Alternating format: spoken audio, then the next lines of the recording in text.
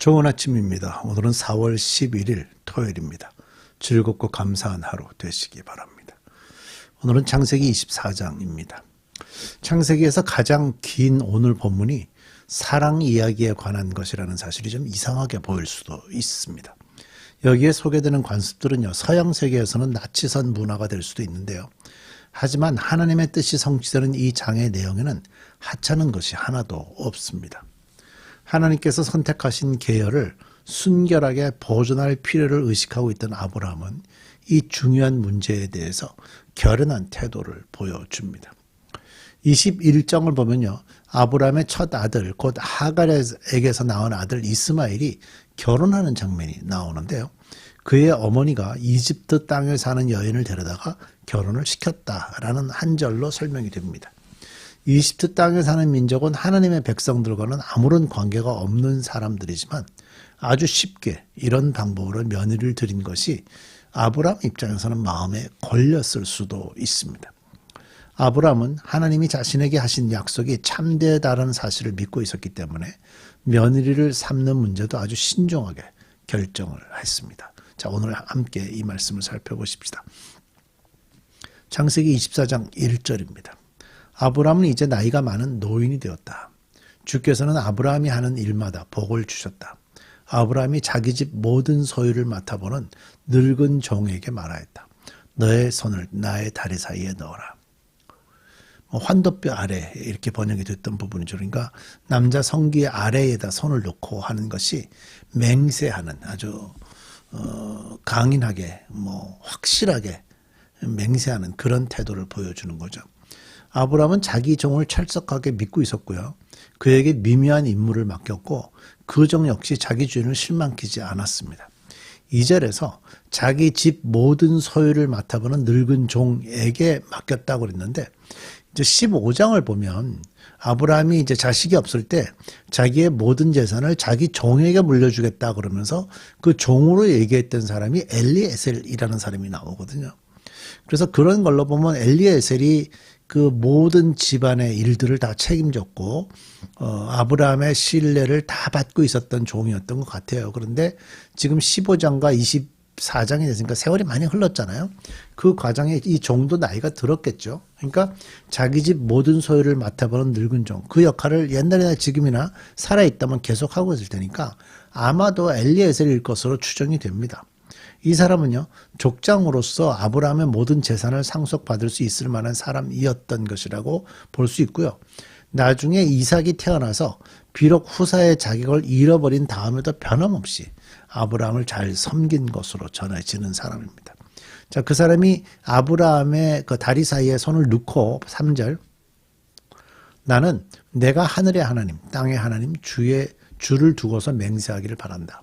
너는 나의 아들의 아내가 될 여인을 내가 살고 있는 이곳 가나안 사람의 딸들에게서 찾지 말고 나의 고향, 나의 친척이 사는 곳으로 가서 거기에서 나의 아들 이삭의 아내 될 사람을 찾겠다고 나에게 맹세하여라. 그 종이 아브라함에게 물었다. 며느님이 되실 여인이 저를 따라오지 않겠다고 거절하면 어떻게 해야 합니까? 제가 주인 어른의 아드님을 데리고 주인께서 나오신 그 고향으로 가야 합니까?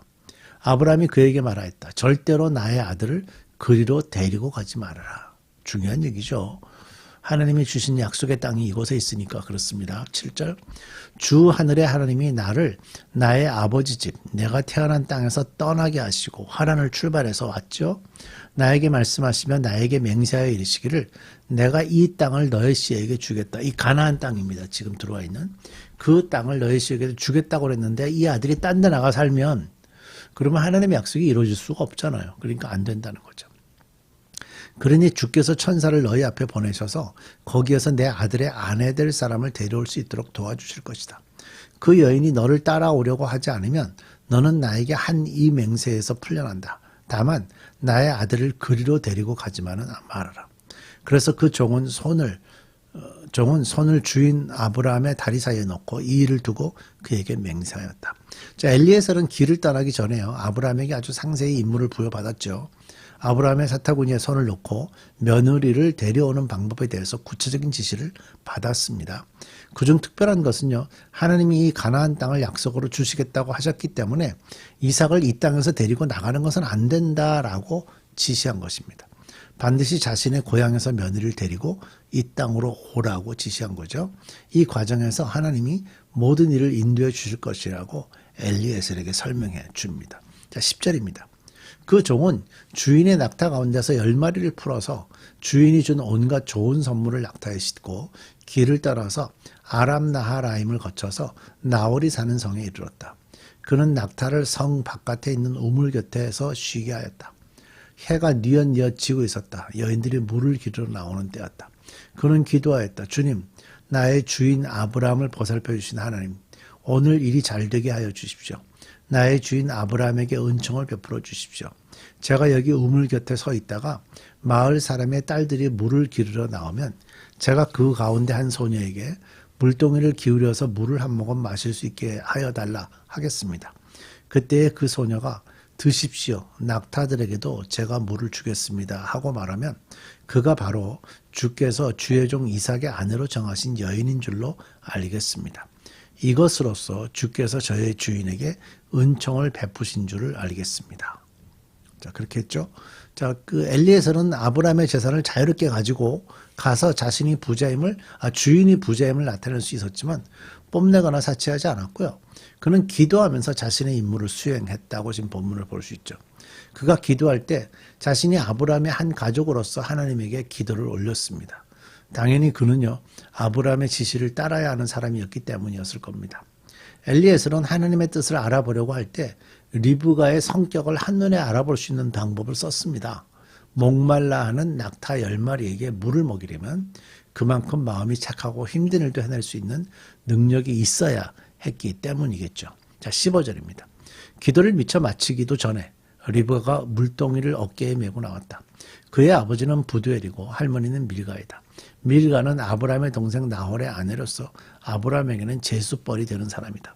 그 소녀는 매우 아리따웠고 지금까지 어떤 남자도 가까이 하지 아니한 처녀였다.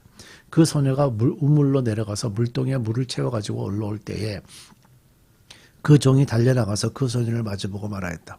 이 물동이에 든 물을 좀 마시게 해주시오.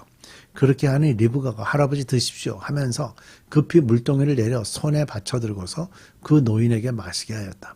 소녀는 이렇게 물을 마시게 하고 나서 제가 물을 더 길어다가 낙타들에게도 실컷 마시게 하겠습니다 하고 말하면서 물동이에 남은 물을 곧 구유에 붓고 다시 우물로 달려가서 더 많은 물을 길어왔다. 그 처녀는 노인이 끌고 온 모든 낙타들에게 먹일 수 있을 만큼 물을 넉넉히 길어다 주었다. 그렇게 하는 동안에 노인은 이번 여행길에서 주께서 모든 일을 과연 잘되게 하여 주시는 것인지를 알려고 그 소녀를 말없이 지켜보고 있었다. 낙타들이 물 마시기를 그치니 노인은 반세겔 나가는 금 코걸이 하나와 10세겔 나가는 금 팔찌 2개를 소녀에게 주면서 물었다. 아가씨는 뉘덱따님이시오. 아버지 집에 우리가 하룻밤 묵어갈 수 있는 방이 있겠소. 소녀가 노인에게 대답하였다. 저의 아버지는 함자가 부두엘이고 할머니는 함자가 밀가이고 할아버지는 함자가 나홀입니다.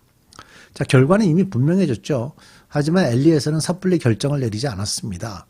분명하게 하나님의 뜻인 것처럼 보이는 것에 빠지기 쉽기 때문에 좀 더 차분해지는 게 필요했겠죠. 하지만 이 경우는 바로 이어서 확인이 됐습니다. 이 여인이 자신의 할아버지가 누구인지를 바로 자신의 집안을 설명했기 때문입니다. 성경에는 그 나홀이라는 사람이 두 사람 등장하는데요. 한 사람은 아브라함의 할아버지인 나홀이고요. 그 다음에 다른 한 사람은 아브라함의 동생 나홀입니다. 옛날에는 뭐 같은 이름을 그 아버지 아들 영어권에서도 많이 쓰고 있죠. 그렇게 썼기 때문에 같은 이름으로 할아버지 손자가 사용할 수 있었던 거죠. 그런데 이 여인은 자신의 할아버지가 나홀이라고 하니까 곧 아브라함의 동생의 손녀라는 말입니다. 지금 아브라함의 아들하고 아브라함의 동생의 손녀와의 혼인이 진행되는 과정이기 때문에 아브라함이 염려했던 부분, 하나님의 약속이 이루어지는 과정이 여기에 잘 준비되고 있는 걸 우리가 볼 수 있죠. 어떤 사람들은 이런 질문을 할 수 있어요. 왜 가족끼리 결혼하느냐? 하지만 고대 근동사회에서는 혈적 보존을 위해서 가까운 친족 간의 결혼이 드물지 않았습니다. 자, 25절. 소녀는 말을 계속하였다. 우리 집에는 겨와 여물도 넉넉하고 하룻밤 묵고 가실 수 있는 방도 있습니다. 일이 이쯤 되니 아브라함의 종은 머리를 숙여서 주께 경배하고 나의 주인 아브라함을 보살펴 주신 하나님, 주님을 찬양합니다. 나의 주인에게 주의 인자와 성실을 끊지 않으셨으며 주께서 저의 길을 잘 인도하여 주셔서 나의 주인의 동생 집에 무사히 이르게 하셨습니다. 하고 찬양하였다. 자, 엘리에셀은요, 일이 아주 잘 되었을 때 조금도 스스로를 칭찬함 없이 기도에 응답해 주신 하나님께 감사의 기도를 올렸죠. 전형적인 종으로서의 모습이라고 저는 생각이 되어지고요. 절대적으로 자신에게 공을 드러내지 않는 태도를 보입니다. 우리 그리스도인들 당연히 예수님의 제자죠. 그래서 우리가 받을 수 있는, 우리가 잘한 것처럼 보여지는 일이 있다 할지라도 예수님이 받으셔야 되는 겁니다. 예수님이 받으셔야 할 영광을 가로채는 일이 없어야 되겠죠. 우리 기도하겠습니다. 하나님은 아브라함에게 약속하셨던 그 약속을 이루시기 위해서 그 땅에서 아브라함의 자손들이 살기를 말씀하셨습니다. 아브라함은 그 말씀에 순종했고 그 말씀 그대로 자기 종에게 요구를 했는데 그 모든 일들이 하나님의 인도대로 되고 있음을 보게 됩니다. 우리가 기도할 때나 우리가 하나님의 뜻을 지켜나갈 때나 원래 하나님의 마음이 무엇인지 잘 찾게 하시고 그대로 순종해서 하나님이 예비하신 그 놀라운 복들을 누리며 살아가는 저희들 되게 해 주옵소서. 내일 주일입니다. 우리 브릿지 가족들 주님 모아주시고 온 가족이 함께 모여 하나님을 찬양하고 예배하도록 성령님 인도해 주옵소서.